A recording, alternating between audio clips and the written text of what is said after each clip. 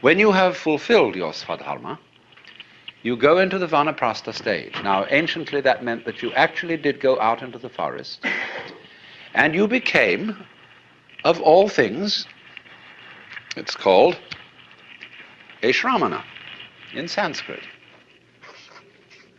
S-R-A-M-A-N-A. And it is thought that that is the word shaman.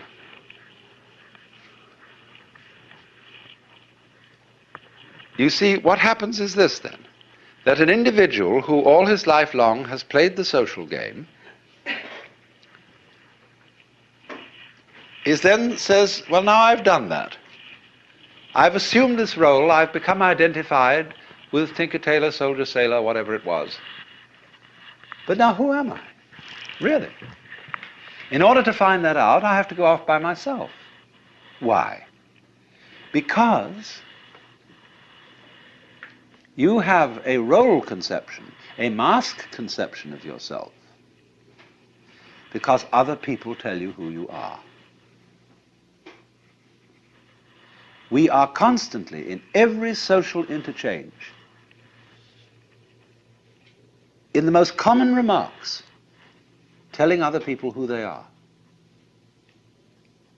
Everything leads up to that.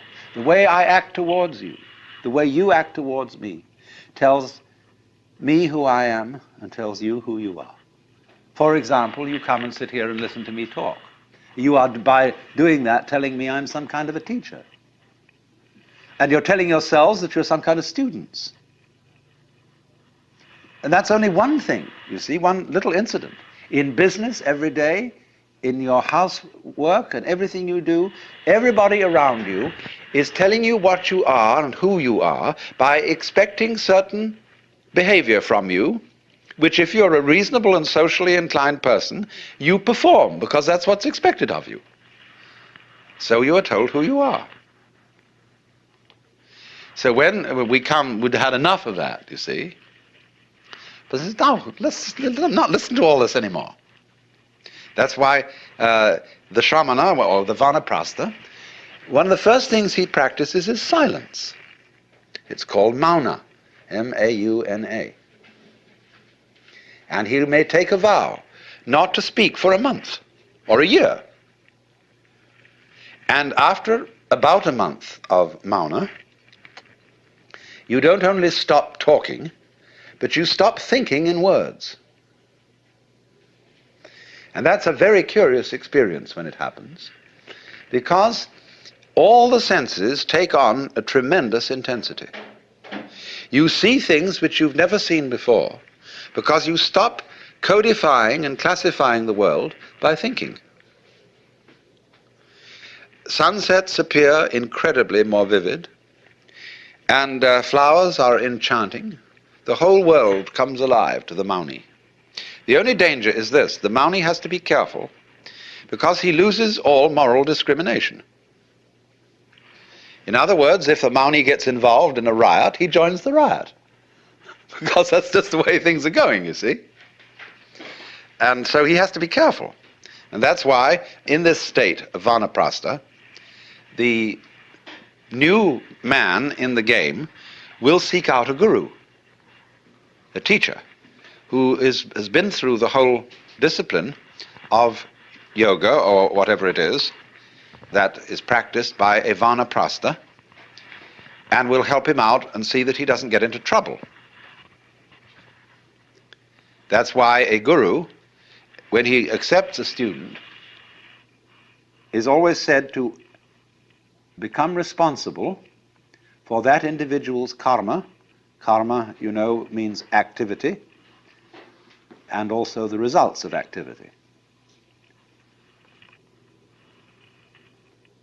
So you see what's happened. This man who goes into the vanaprastha stage of life takes off every sign that would identify him as someone. He does away with his name. He does away with the usual clothes he would wear and puts on usually a yellow or some kind of a robe, or he may more often than that be really naked, and maybe have a loincloth or not even that. And often these people cover themselves with ashes, and their hair is matted, and they don't take care of themselves that way anymore because they're outside the pale. You see, they are outcasts, but they are upper outcasts. Below them are the lower outcasts, known as today the Harijan, the name that Gandhi gave them, the untouchables. And the untouchables were the aboriginal peoples of India. When the Aryan invasion occurred, at a rather vague date, but shortly after 2000 BC, the Aryans formed these castes, and the people who were originally in the land, like the Indians here, were considered to be outcasts. They were beyond the pale. So you have here a marvelous microcosm. You have a political and social analog of the manifestation and withdrawal of the worlds, of the Lord playing the game, or the self playing the game of being all of us, and then as each individual reaches moksha, the self realizes in terms of an individual life that it is the self. So exactly in this way, the child, representing the self on the way in, comes into this world, plays around for a while.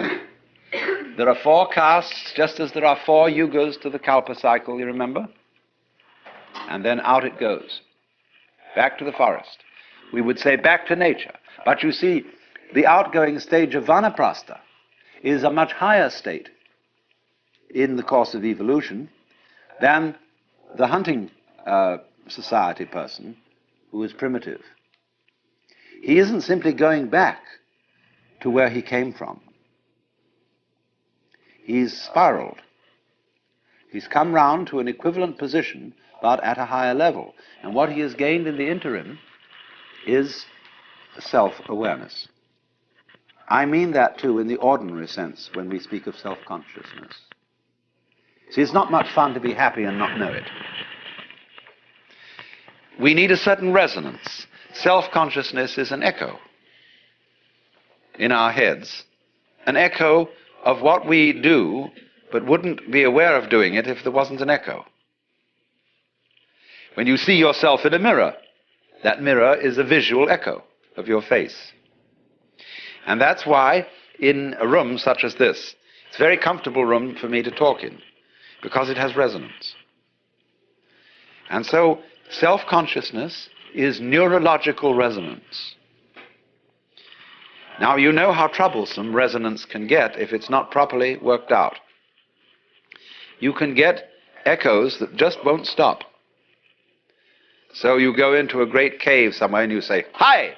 It says, "Hi, hi, hi, hi, hi, hi, hi, hi, hi, hi, hi, hi, hi, hi, hi," all up in the distance. See? That's very confusing. Now that's the sort of snarl that self-consciousness can get into, and we call it anxiety. When I keep thinking, did I do the right thing? In the course of some performance, if I'm constantly aware of myself in a kind of anxious, critical way, my resonance becomes too high, and so I get confused and jittery. But if you learn that self-consciousness has limits, that self-awareness cannot possibly enable you to be free of making mistakes. You can learn to be spontaneous in spite of being self-aware and enjoy the echo. So what happens, that having developed self-consciousness through education, through work with other people, having developed all the disciplines of the culture, the Vanaprastha then becomes again as a child. But then, you see, he has what Freud says the child has from the beginning. Freud called it the oceanic feeling. And the oceanic feeling is the sensation of being one with the universe. The Vanaprastha gets that back. But it's not a child's oceanic feeling, it's an adult's oceanic feeling, something which the psychoanalysts don't discuss. Because, according to them, all oceanic feelings are regressive. But there is a mature oceanic feeling, as contrasted with the immature oceanic feeling of the child, which is as different as the oak is from the acorn.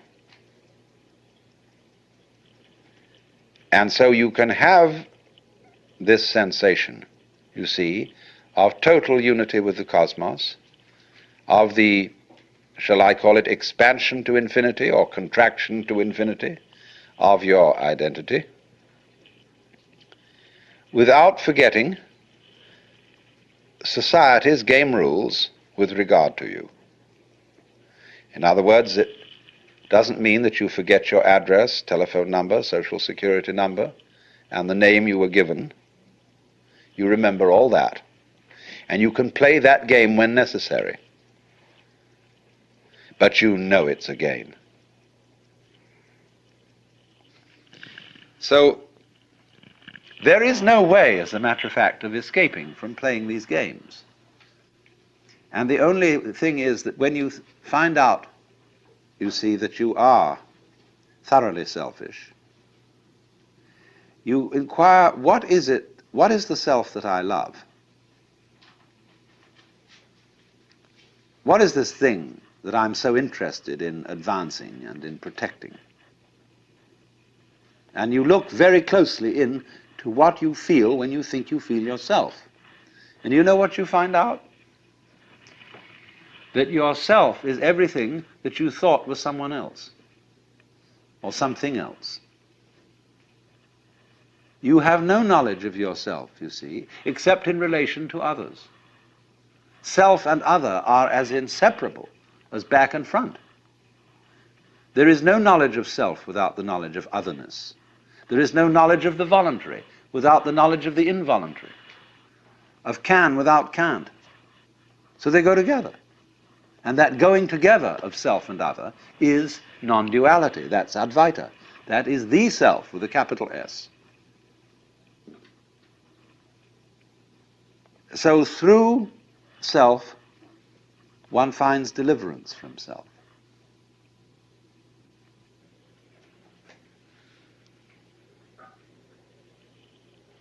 And so finally we come to the last consideration, which is the question, in what way and by what means can an individual who is under the impression that he is a separate individual, limited by and enclosed in his bag of skin, how can such a person effectively realize that he is deep down the universal self, the Brahman? This, of course, is a curious question. It proposes a journey to the place where you already are. Now, it's true that you may not know that you are there, but you are. And if you take a journey to the place where you are, you will visit many other places than the place where you are, and perhaps when you find through some long experience that all the places you go to are not the place you wanted to find, it may occur to you that you were already there in the beginning. And that is the Dharma, or method, as I translated that word, which all gurus, teachers of spiritual development, use fundamentally. They are all of them tricksters, but in the most beneficent sense of the word trickster.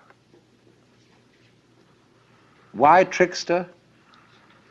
Because, do you know, it's terribly difficult, in fact it's impossible, to surprise yourself on purpose. And yet, to be surprised is a great thing. But you can't plan a surprise for yourself. Somebody else can do it for you. And that is why so often a guru or teacher is necessary in this process. But let me say right from the start that a guru, there are many kinds of gurus. First of all, among human gurus, there are square gurus and there are beat gurus. There are gurus like, well, let's say a great Zen master today.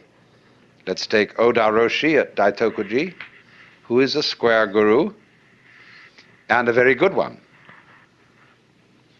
But you go through regular channels. Then there is a guru like Mr. Gurdjieff, who is a rascal guru, who leads you in by means that are very, very strange indeed. Then there are gurus that are not people. The gurus may be situations, a certain kind of problem or encounter. Even a book can to some extent be a guru. A friend can be a guru. I've often thought of writing a story about a man who is some sort of guru seeker and potential yogi, who goes one day into an automat and sits down at a table where there is another fellow, and he sort of thinks that this man looks wise, and he projects onto him the idea that he is a guru. And he says, "I feel there's something special about you." And the man says, "Oh, really? Really, actually, there's nothing special about me. I happen to be an insurance salesman." And this other fellow says, "Isn't that fascinating how modest he is?" And then I want to develop this story step by step. They keep meeting each other because they both eat at the same automat regularly for lunch. And although the fellow really is an insurance salesman and doesn't know a thing about these things, it in the end results in the enlightenment of the person who projected this image upon him.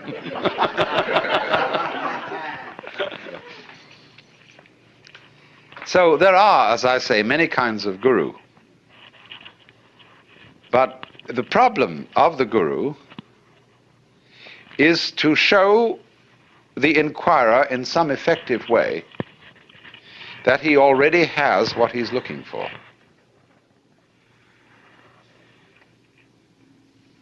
Now, in Hindu traditions, the realization of who you really are is called basically sadhana. And sadhana means the discipline, the way of life that it's necessary to follow in order to escape from the illusion that you are merely an skin-encapsulated ego. And sadhana comprises yoga, from the root yug, which means to join. And so from that, in Latin, we get jungere, to join, and in English, junction, and also yoke. And junction is also the word union, you see. All this derives from the Sanskrit root, yug. A yoke is also a discipline. When you yoke oxen, that is a kind of a discipline. Now, strictly speaking, in the very strictest sense, yoga means the state of union, the state in which the individual self what is called the Jivatman. Jivatman is approximately translatable as ego. Jivatman finds that it is ultimately Atman, which equals Brahman, the Supreme Self. So yoga is the state. The strictest meaning of yoga is the state of union, and a yogi means one who has realized that union. But we find that the word is not normally used in that way, in that strict sense. Yoga, in the normal way of use, means the practice of meditation whereby one comes into the state of union, and the yogi means one who is a traveler, a seeker, who is on the way to that point. But again, strictly speaking, there is no method to arrive at the place where you are. And no amount of searching will uncover the self, because all searching implies the absence of the self, the big self, the self with a capital S. So that to seek it is to thrust it away, and to practice a discipline to attain it is to postpone realizing. There is a famous Zen story told of a monk who was sitting in meditation, and the master came along and said, "What are you doing?" He said, "I'm meditating to become a Buddha." Whereupon the master picked up a brick that was lying nearby and started polishing it, rubbing it. And the monk said, "What are you doing?" He said, "I am rubbing this brick to make it a mirror." He said, "By no amount of rubbing could you ever make a brick into a mirror." The master replied, "By no amount of zazen could you become a Buddha." Zazen means sitting meditation.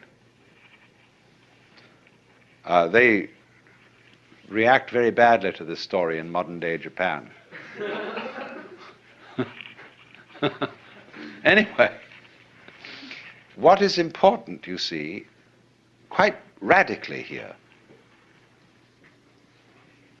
supposing that I say to you, each one of you is really the great self, the Brahman.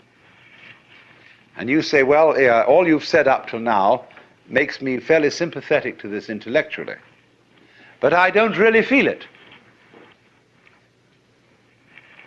What must I do to feel it really? My answer to you is this. You ask me that question because you don't want to feel it really. You're frightened of it. And therefore, what you're going to do is you're going to get a method of practice so that you can put it off. So that I can say, well, I can be a long time on the way getting this thing. And then maybe I'll be worthy of it after I have suffered enough. See, because we are brought up in a social scheme whereby we have to deserve what we get. And the price that one pays for all good things is suffering. But all of that is precisely postponement, because one is afraid here and now to see it.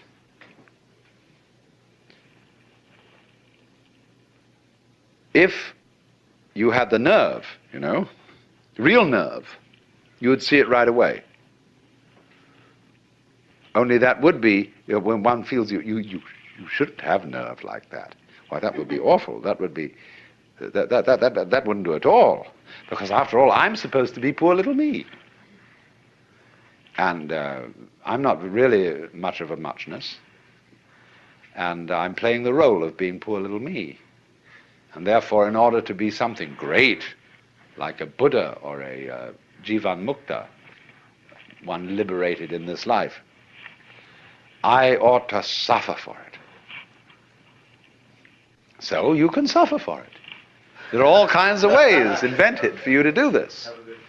And you can discipline yourself, and you can gain control of your mind, and you can do all sorts of extraordinary things. I mean, you can drink water in through your rectum and do the most fantastic things. But that's just like being able to run the 100 yards in 9 seconds, or push a peanut up Mount Tamalpais with your nose, or any other kind of accomplishment you want to engage in. There's absolutely nothing to do with the realization of the self. The realization of the self fundamentally depends on coming off it. You know, the sort of, when we say to people who put on some kind of an act, we say, oh, come off it. And some people can come off it. They laugh and say they suddenly realize, you know, they were making fools of themselves, and they laugh at themselves and they come off it. So in exactly the same way, the guru, the teacher, is trying to make you come off it. Now, if he finds he can't make you come off it, he's going to put you through all these exercises, so that you'll, at the last time, when you've got enough discipline, and enough suffering, and enough frustration, you'll give it all up and realize you were there for the beginning and there was nothing to realize. But the guru is very clever. He says, all right, if this is the way you have to go, this is the way you have to go. You asked for it. You came to me, I didn't invite you, you see, the guru says. You came to me and said, I want to learn yoga. Well, he said, yoga is union. You're tattvamasi, you know, you're that. Well, no, you say, I'm sorry, I don't understand that, because I only get it intellectually, I don't feel it. Oh, he says, you're one of those. So I see, I've got to satisfy you. The customer is always right. No? I've got to give you all this work to do, because you can't see directly that this is so. But he's looking at you in a funny way, you see. The guru is always saying to you, you know, what are you doing? What's your game? Imagine, for example, a father confessor, and you feel terribly guilty that you've committed murders and robberies and adulteries and fornications and all kinds of arson and injury to people and financial shenanigans. And you go to this man and say, I am a terrible sinner. Oh, he says, really? He said, I have murdered somebody. He says, how many times? And you think, oh, good Lord, this man doesn't realize how awful I am. And you recite all these things. He's perfectly calm. And then you say to him, well, you don't seem to be very shocked. Well, he said, you haven't confessed any serious sins. He said, what do you mean by a serious sin? Well, he said, what do you think? Well, I don't know. I just feel wrong. I just feel there's something in the basis of me that tells me that I am not what I ought to be. Could it be that I'm spiritually proud? That I'm egocentric? He says, no, this is not. It's very usual. This is quite ordinary sin. But he says, you are guilty of something. Something really terrible. And what could that be? Well, I have no idea. Now he says, come on. Go deeper. What is the real sin you've committed? And you think, what, me? I, little me, could do something worse than murder, worse than spiritual pride? Just little me? I mean, I'm a reasonably well-intentioned person. What could that be? And he looks at you in a funny way. He says, you know. You know, it's a kind of a Kafkaesque situation where you're accused of a crime that's not specified, and yet the accuser says, you jolly well know what you've done. Of course, we can't mention it. Because, it's like those laws that are on the books in the state of California and several other states where people are accused of the abominable crime against nature. Nobody knows what it is. I mean, it can't be mentioned. It's too dreadful to be talked about. So this guy does the same thing, but it's in a different dimension. You've done it. Now what did you do? See, the real crime is that you won't admit you're God. That's false modesty. So the guru challenges, you see. He challenges you. If you raise the question, he doesn't go out and preach in the streets and say, come on everybody, you ought to be converted. He sits down under a tree and waits. And people start coming around and they offer him propositions. He answers back. And he challenges you in any way that he thinks is appropriate to your situation. Now, if you've got a thin shell and your mask is easily dispatched with, he simply uses what we might call an easy method. He says, listen, Shiva, come off it. Don't pretend you're this guy here. I know who you are. And the guy sort of twinkles a bit and says, well, I guess you're right. But the people aren't like that. They have very thick shells. And so he has to invent ways of cracking them. So here is how it goes. To understand yoga, you need to get hold of a good translation of Patanjali, the Yoga Sutra. I don't know which is the best translation. There are so many of them. It says, it starts out, now yoga is explained. First verse. And the commentators say now has a special meaning because it follows from something else that you're supposed to know beforehand. That you're supposed to be, in other words, a civilized human being before you start out on yoga. We don't teach yoga to baboons.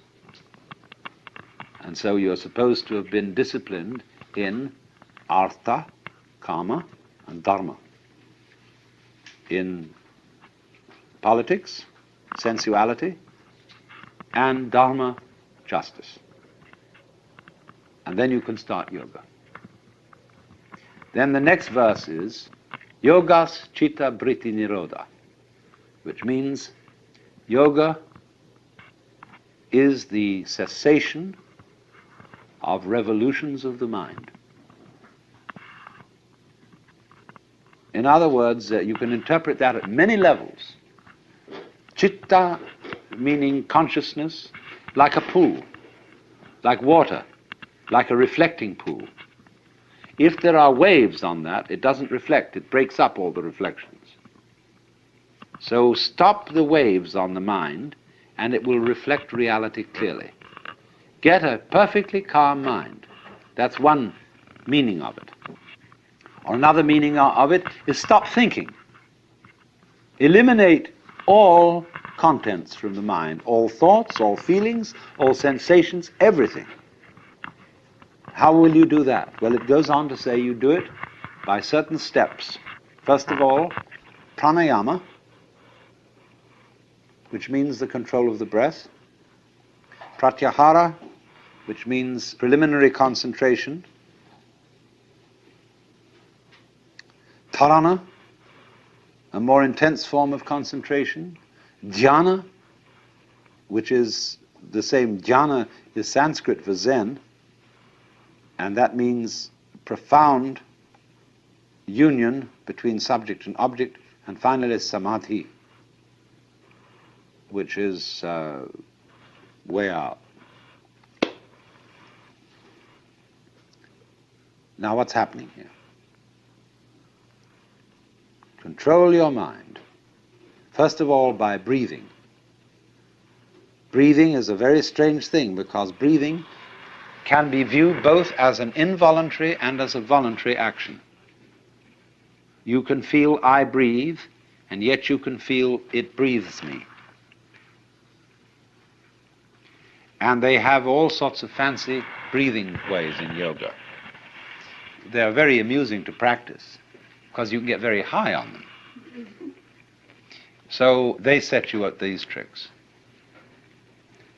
And of course, if you are bright, you may begin to realize some things at that point. If you're not very bright, then you'll have to go on. And so next they really get to work on concentration. Concentrate the mind on one point. Now this can be an absolutely fascinating undertaking. I suggest that you try it this way if you want to make experiments. Select a highlight on some bright, some polished surface, copper or glass or something, where there's a little tiny reflection, say of a candle or an electric light bulb. Look at it and put your eyes out of focus so that the bright spot appears to be fuzzy. A fuzzy circle. Now look very carefully at the design in the fuzzy circle and see if you can make it out. There is a definite pattern of blur, and you can have a wonderful time looking at that. Then go back, get your eyes into focus, and look at intense light. And you can go into it, and into it, and into it. Like you're falling down a funnel. And at the end of that funnel is this intense light. And go down, go in. It's the most thrilling experience. Then suddenly the guru wakes you up and says, "What are you doing that for?" Well, because I want realization. Why? Because we live in a world of, if we identify ourselves with the ego, we get into trouble, we suffer, we're in a mess. He says, "Are you afraid of that?" Yes. So then all that you're doing to practice yoga is based on fear. You're just escaping, you're running away. How do you think you can get realization through fear? Now, there's one to think about. So you think, well, now I've got to go on with my yoga practice, my concentrations, my exercises, but not for a fearful motive. And you know that guru, he's watching you, and he's a very, very sensitive man, and he knows when you're doing, always knows what your motive is. So he puts you onto the kick of getting a pure motive. And that means very deep control of the emotions. I mustn't have impure thoughts.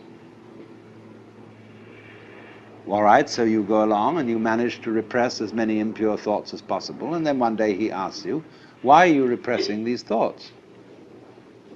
What's your motive for trying to have a pure mind? And you find out that you had an impure motive for trying to have a pure mind. That you did it for the same old reason you started out the thing in the beginning, because you were afraid, because you wanted to get one up on the universe. And so eventually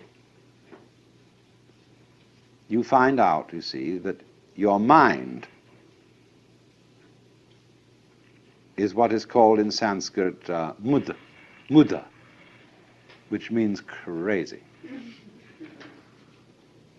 Because it can only go in vicious circles. Everything it does to get out of a trap puts it more securely in the trap. Every step in the direction of liberation is a new tie-up. So that you started, with molasses in one hand and feathers in the other. That was the original situation of man. The guru made you put them together. See, like that. And said, now pick the feathers off. And the more it is, the more of a mess the whole thing gets. So you get involved and involved and involved by this process. And he, in the meantime, you see, has been telling you, yes, you made a little attainment today, but it was only the 8th stage, and there are 64 altogether. And you've got to get to that 64th stage. And he knows how to spin it out and drag it all out, because you are ever hopeful that you'll get that thing, just as you might win a prize or win a special job or a great distinction and be somebody. That's the motivation all along, only it's very spiritual here. It's not for worldly recognition. You want to be recognized by the gods and the angels. But it's the same story on a higher level. So he keeps holding out these baits. And as long as the pupil falls for them, he holds out more baits. Until after a while, the pupil gets the realization that what he's doing is running faster and faster in a squirrel cage. That he's making an enormous amount of progress and getting nowhere. Like in Alice Through the Looking Glass, when the Queen says, here you have to run faster and faster to stay where you are. And so he impresses this upon you by these methods very thoroughly. And at last you find out that you, as an ego, as what you ordinarily call your mind, are a mess. That you just can't do this thing. You can't do it by any of the means that have been held out to you. You can concentrate, yes, you've acquired a considerable power of concentration by doing all this, but you find you're doing it for the wrong reason. And there's no way of doing it for the right reason. See, Krishnamurti does this. He's a very, very clever guru. Krishnamurti says to people, now look, there is nothing you can do to be liberated, because all your efforts in the direction of liberation are phony. They are based on your desire to boost and continue your ego, and that will never lead to liberation. All you can do, he says, is to be aware of yourself as you are, without judgment. See what is. But then, if you can do that, you have no further problem. But if you try to do it, you're in the same mess all over again. Gurdjieff played the same game in a different way. He said, the most important thing is self-remembering. Always at every moment be aware of what you're doing. Watch yourself constantly and never, never be absent-minded. So all day, when you pick up the piece of paper, you realize, I'm picking up this piece of paper. And I'm opening it inside, and so on. And I know I'm doing it this way, so I'm not asleep. Ordinary people, pick up a piece of paper. In this way, we're really picking up the piece of paper. And so all these people are doing this, watching all the time. Now, where do they land up? I've told this story millions of times, really. Excuse me, but it's very important. When they teach you in Japanese Zen how to use a sword,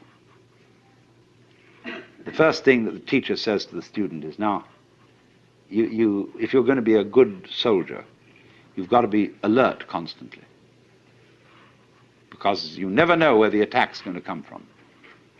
Now, you know what happens to you when you try to be on the alert. You think about being alert, and then you're a hopeless prey to the enemy, because you're not alert. You're thinking about being alert.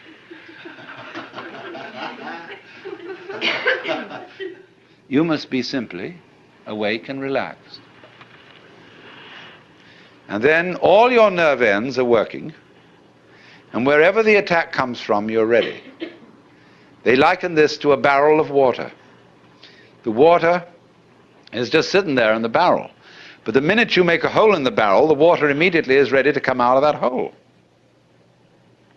So in the same way, the mind, when it is in the proper state, is ready to respond in any direction from which the attack may come.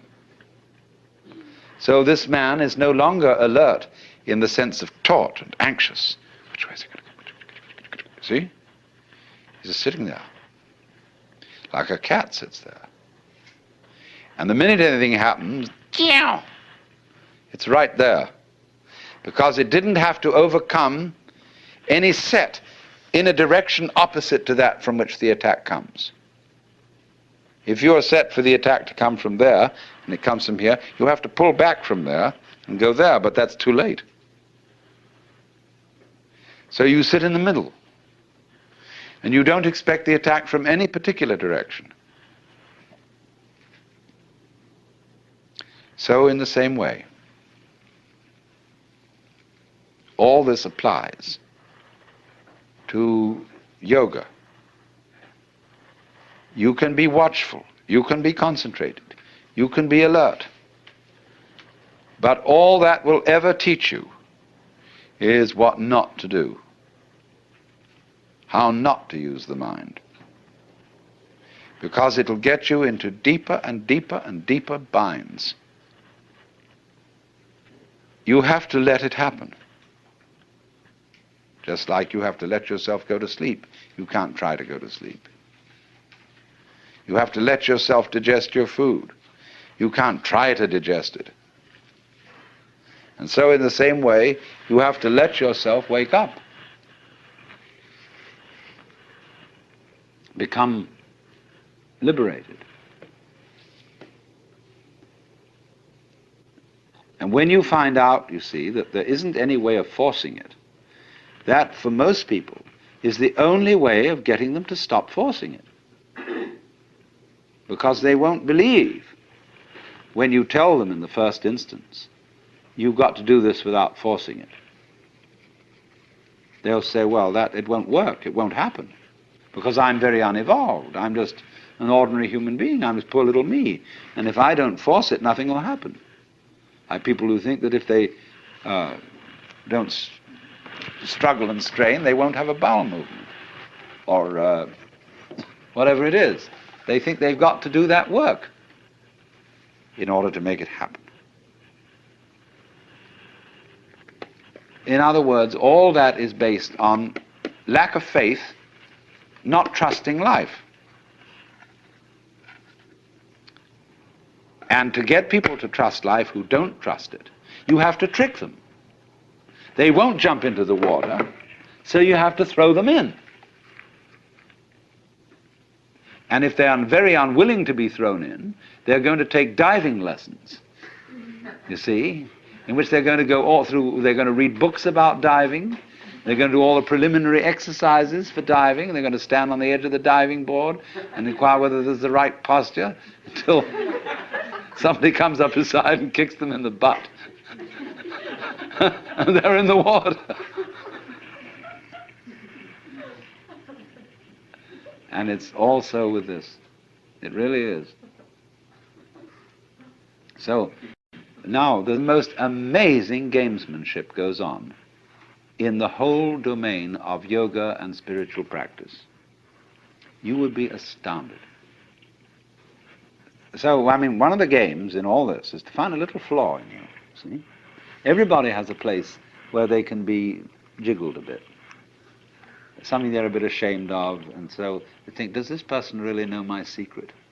He's not saying anything because he's polite, but does he really see through me and know that somewhere are the awful awfuls and that I'm a little bit upsettable? This is all part of religious competition. If you go to the Roman Catholics and you've studied, you've been psychoanalyzed, you see, they'll say, well, that's fine, but of course it's not nearly enough. I mean, that's all very well so far as it goes, but Or if you're a Roman Catholic and you go to a Buddhist outfit that's on a missionary basis, they'll say, yes, of course, through your Catholicism, you've learnt some of the basic virtues, but of course, Catholicism doesn't go anywhere near the heart of things, in that it doesn't have an elaborate system of meditation like we have. Then you go over to the Hindu school, and they say, yes, the Buddhists go to a certain point. They do attain a very, very high stage of realization, but there is nevertheless something higher than that, which they don't quite get. And you'll find this all round the world. Everybody claiming to have that little special extra essence which the others don't have. Now, why are they doing that? Are they all frauds? Are they all out to get you into their society? Sometimes, yes. But sometimes they're trying to see whether you fall for this, testing you out. This is upaya, skillful method. And if you become falling for that little extra special thing that's just supposed to be around the corner, no? Then they've got you. Or rather, you've got yourself in the mix. And you have to work at that and work at that and work at that until you find out that you were being made a monkey of. But you were being made a monkey of because you could be made a monkey of. You hadn't really arrived where you are. You didn't have the nerve to be you. That is to say, to be the self. And so you had always to feel that there was something beyond that, the stage higher. See? So that's why, for example, Masonry is such a success. It has 33 degrees. And you know, you can go up that ladder and get higher and higher status. The more degrees, the merrier. There have been things that have invented hundreds of degrees, and they're an immense success. Because you can postpone it longer and longer, like Achilles overtaking the tortoise. He doesn't overtake it in the problem because we keep dividing and dividing the space between Achilles and the tortoise as he approaches the tortoise. What delays Achilles overtaking the tortoise is not Achilles, but our calculations about how he approaches it. We make the calculations more and more complicated as he gets nearer and nearer to the tortoise. It's only the calculations that put it off. Achilles, in fact, runs right by. So in the same way, you can calculate yourself out of liberation. You can put it off indefinitely by inventing new degrees and new stages. But actually, when you get it, you don't get it. You suddenly see it. It happens instantly. It happens instantly whether you put in 30 years practice or whether you put in 3 minutes. It's the same. Suddenly it dawns on you that that's the way things are. Tattvamasi. Medieval society in the West, comparable to Hindu society, allowed people to check out of the game. It revered and encouraged hermits, monks, nuns, of various types of discipline. There's this difference, you see, for the West and India. You couldn't join the Brahmana caste, the priest caste, from some other caste. But in the European caste system, by becoming a priest or a cleric of any kind, you see, a cleric means simply a literate person, you could familiarize with any other caste once you're in that one. And so it was a wonderful way of rising in society. You could, from being a serf, go to being a priest, to being an archbishop, and consort with the nobility.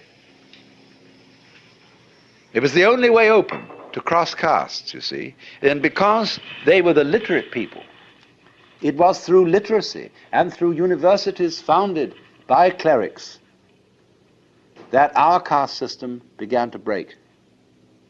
And we got the idea of choosing your own vocation and not simply following what your parents did.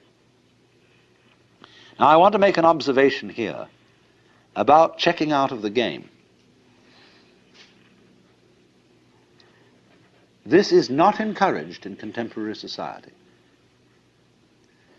Because the Catholic Church and the Episcopalian Church are very powerful minorities, they can still support monasteries and even hermits. But you can't be one on your own without great difficulty. Firstly, because you're a poor consumer. See, around here we have a number of hermits. There's a guy out there building that boat, and he's essentially a non-joiner, a poor consumer, and the community, they live a lot along here, and they're not working class people.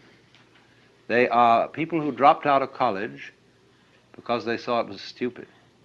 And they're that sort of people. We would call them perhaps beatniks. But you see, the city doesn't like it because they aren't owning the right sort of cars, and therefore the local car salesman isn't doing business through them. They don't have lawns, and so nobody can sell them lawnmowers.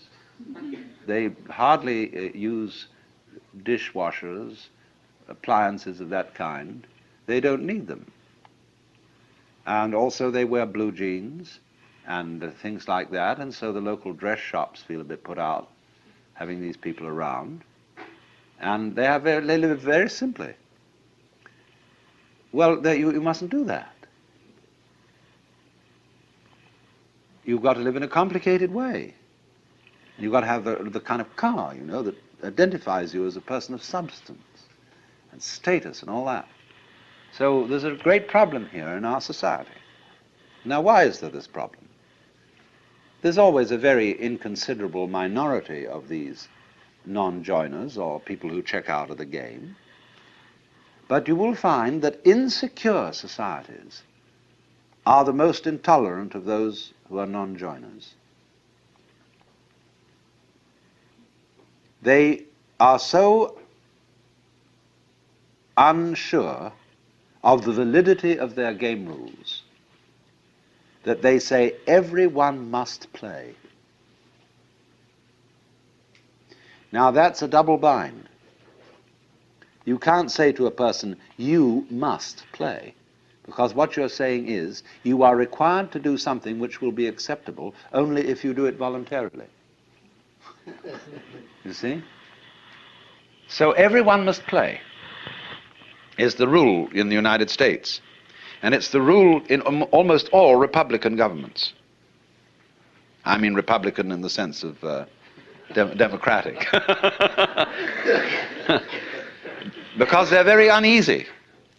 Because everybody is responsible. You mean you may try not to be and avoid it and say, oh, let the senators take care of it or the president. But theoretically, everyone's responsible. Now that's terrifying. See, it's all right when you know what's right. There is an aristocracy, there is the clergy, and they know what should be done, and they're used to ruling, you see. But now it's in your hands. You say, well, what are we going to do? Well, I think this way, and you think that way, and he thinks the other way. And so we're all unsettled. And therefore, we become more and more conformist. Individualism, rugged individualism, always leads to conformism, because people get scared. And so they herd together, and compounded with industrial society, mass production, etc. They all wear the same clothes, and they're sensible clothes that don't show the dirt too much. And we get duller and drabber, and with the exception of the Californian Revolution.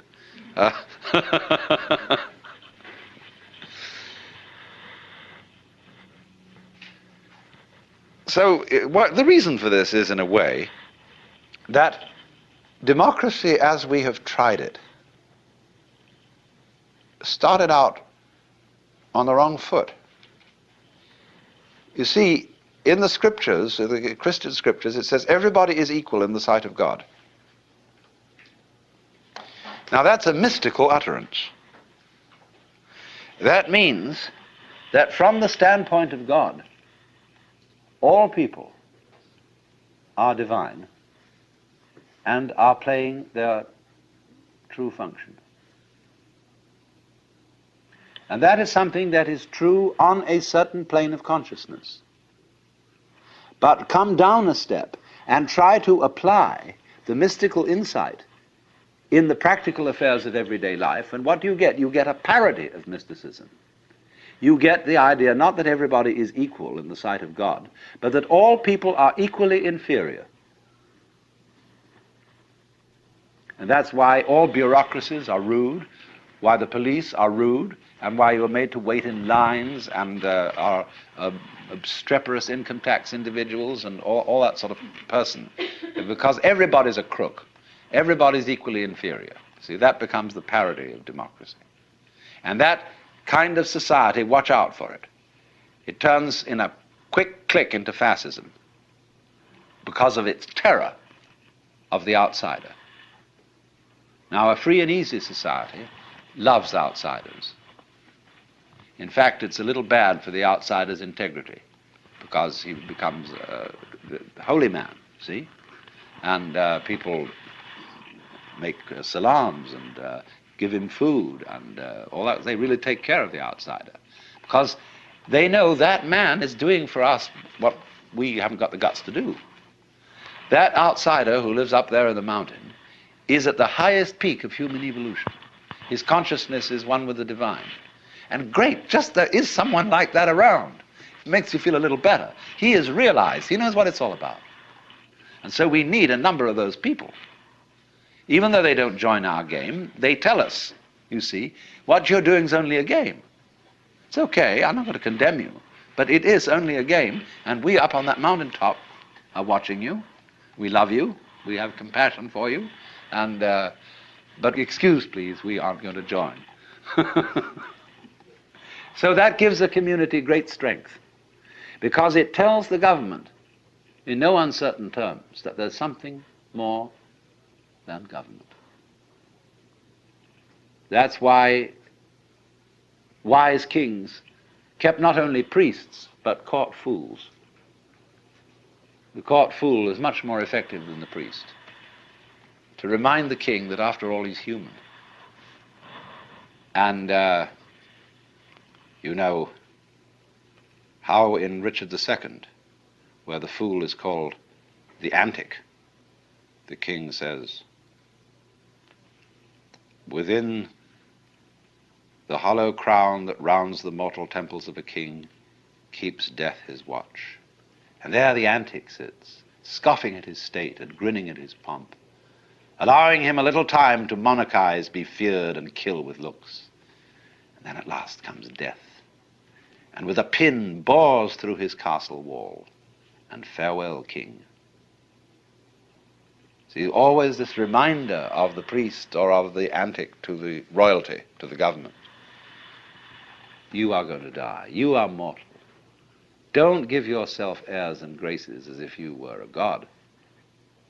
As king, you are only a representative of God. And there is a force, there are domains way, way beyond yours and way, way higher. But it's very difficult for a Republican government to realize that, because it's insecure. And therefore, in our present world, you cannot abandon nationality without the greatest difficulty. People who try to abandon nationality get constantly deported from one place to another. You must belong to this thing, as Thoreau put it. However far into the forests you may go, men will pursue you and compel you to belong to their desperate company of oddfellows.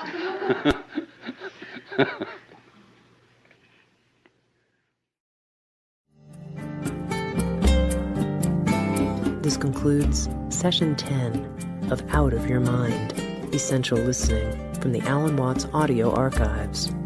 Our program continues with Session 11.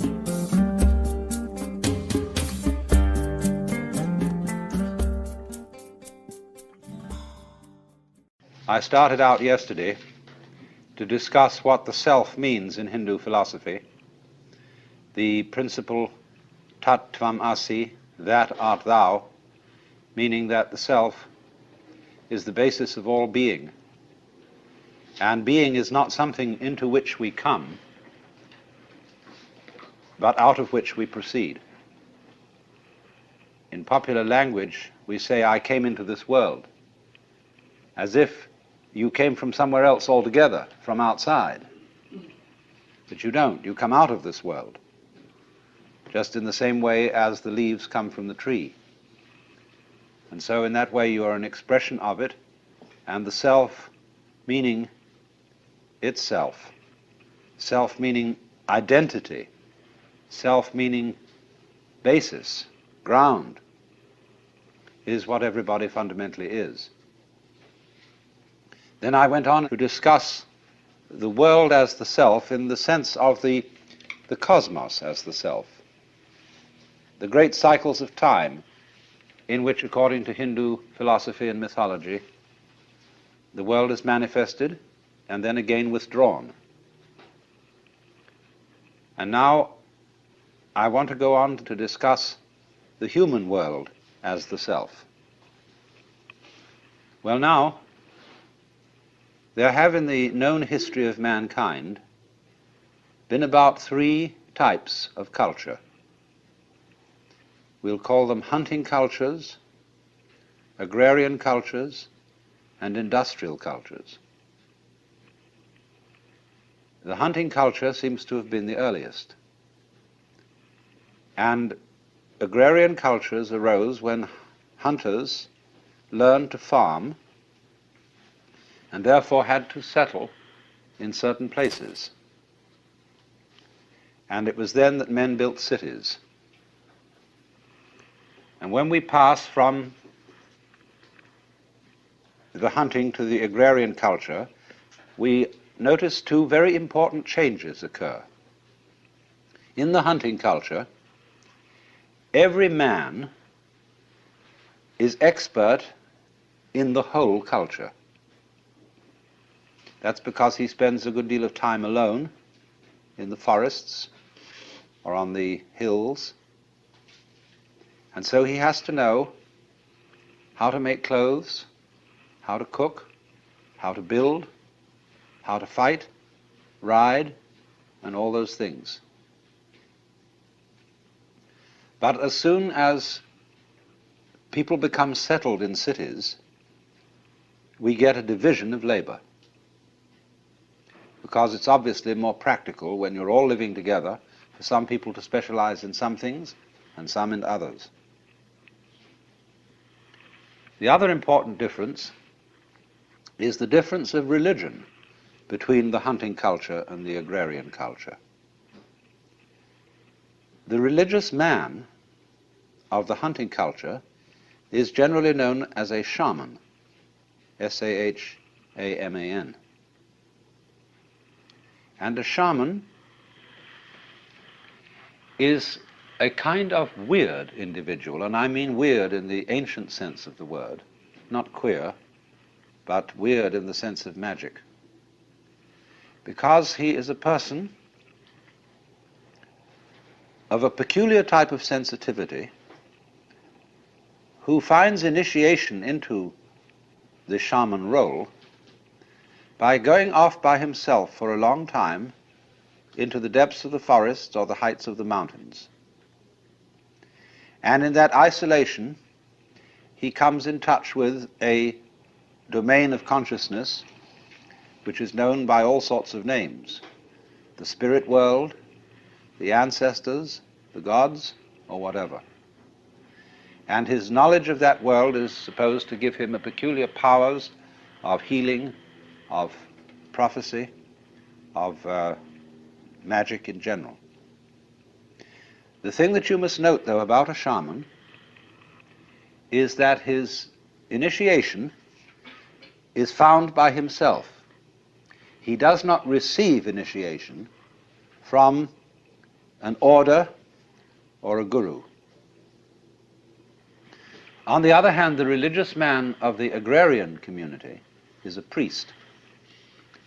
And a priest is almost invariably an ordained person. He receives his power from a community of priests or from a guru. In other words, from tradition. Tradition is all important in the agrarian community. Now then, reasonably enough, the first communities are stockaded enclosures. They are made of palings. And so we speak of people being within the pale and beyond the pale. And because the word paling we still use in fencing, and you know that the Spanish for a tree is palo. So here is a primitive stockaded community.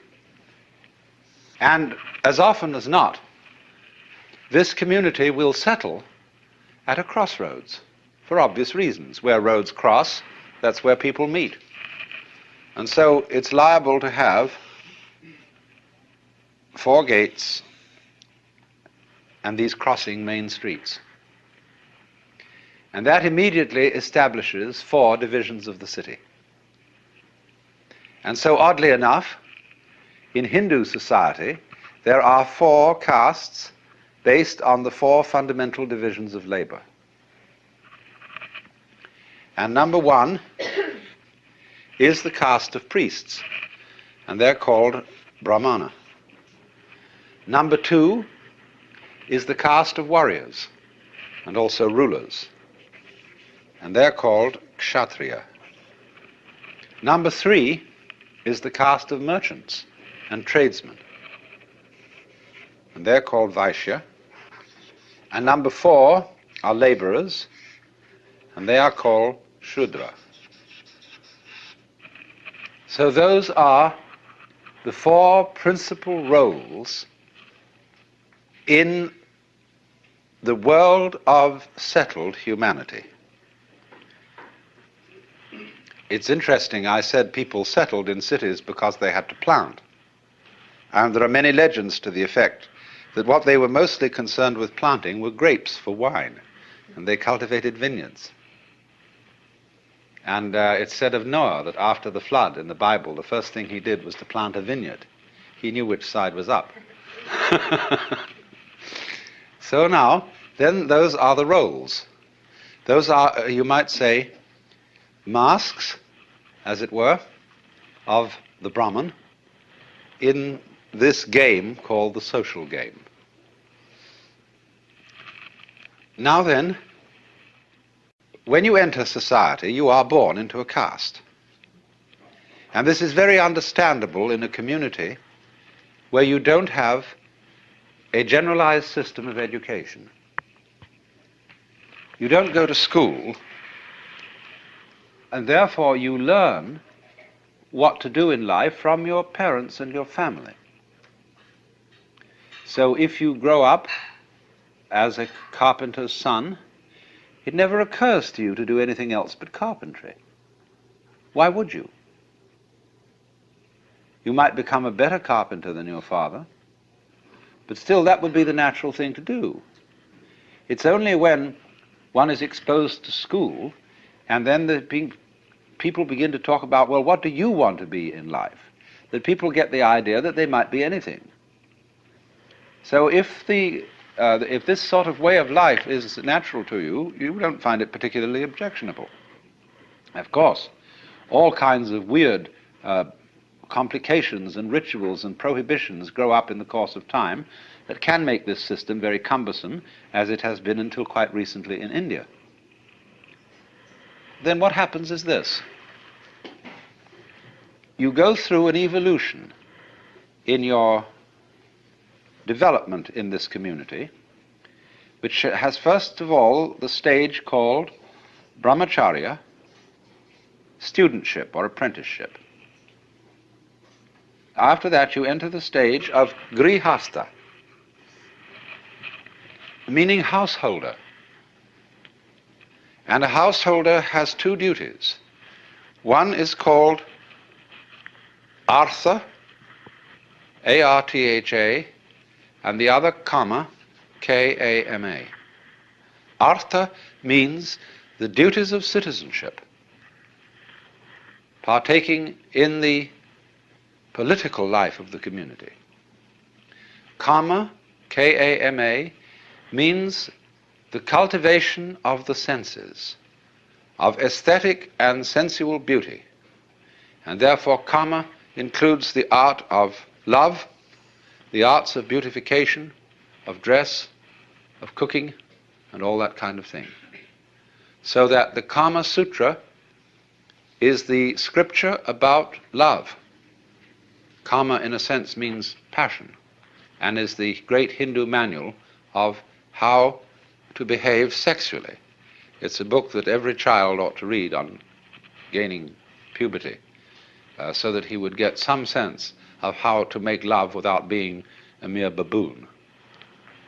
Then there is also the Artha Shastra, and that is the scripture about rulers and the way of the Kshatriya caste. Now, so you've got these stages now. Brahmacharya, which is studentship, Artha and Kama, they go together, and they constitute the duties of grihastha, of a householder. Beyond that, there is the duty of dharma, D-H-A-R-M-A, and dharma has many, many meanings in Sanskrit. It can mean something like law or justice. Could even mean slightly righteousness, but not as we have come to understand that word in common speech today. Perhaps rightness would be better than righteousness. But dharma has a primary meaning of method. So when we speak of the dharma of the Buddha's doctrine, it is the Buddha's method, not law. So a citizen also has to conform to dharma, and that is to say to ritual and ethical and moral game rules for the community.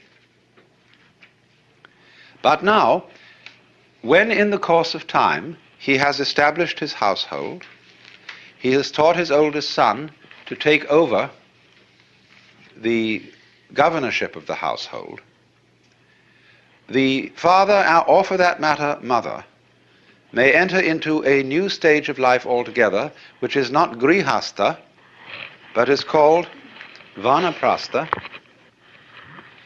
and that means forest dweller, as distinct from householder. Now you see what's happened. We've gone full cycle. We came out of the forest as a hunter, we settled in a community, and indulged in what is called in Sanskrit loka sangraha. Sangraha means upholding, loka, the world. Upholding the world game. And that is everybody's dharma or duty. Dharma can also be translated duty. And svadharma, S-V-A in front of dharma, means your own duty, or better, your own function, which we would translate into English as vocation. So everybody's caste work is his svadharma, and of course these castes are subdivided into various other kinds of specialization.